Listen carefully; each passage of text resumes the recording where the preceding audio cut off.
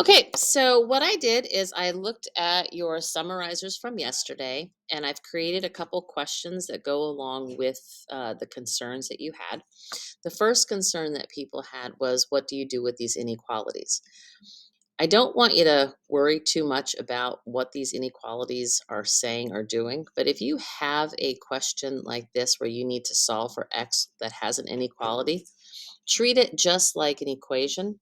What you would be doing is, if I have a positive 6 here, I would be subtracting 6 from each side, leaving only an x on the left. You could just copy down this inequality, whatever it may be, and then you would say 14 take away 6 is 8, and x would be less than 8. So that's step one. The next question people asked about was the order of operation and being able to simplify expressions. So if we remember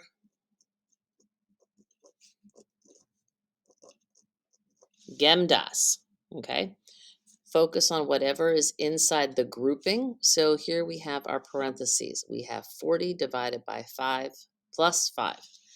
If I come down here, division comes before addition, so I'm going to divide first. 40 divided by 5 is 8, plus 5 is going to give me 13. And I can just copy the rest of this expression down.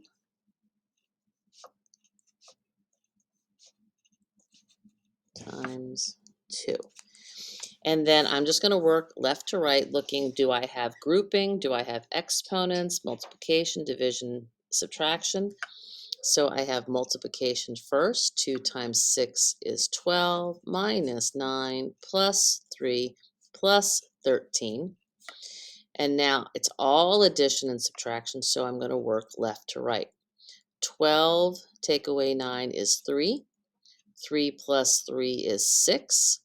And 6 plus 13 is 19. Same thing would happen here. I would follow the order of operations.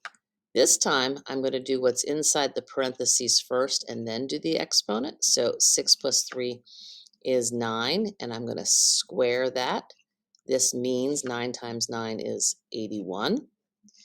And then I'm going to say 8 take away 2 is 6. And 81 plus 6 is 87. There you go.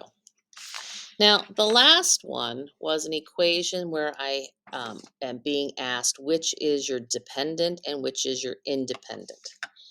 I think the easiest way to look at this is to just look at the exponent or the variable that's all by itself. This guy here is going to be your dependent variable. It's all by itself, and it is dependent upon what is happening to this variable. So whatever is being inputted here, this is independent from anything else. It's what is. I'm going to multiply that times 3 and subtract it from 180 to equal this dependent variable. So this guy here, independent,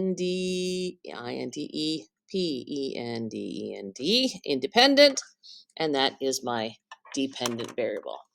So those were the questions that were being asked. If you have any further questions, let me know, but this should cover it.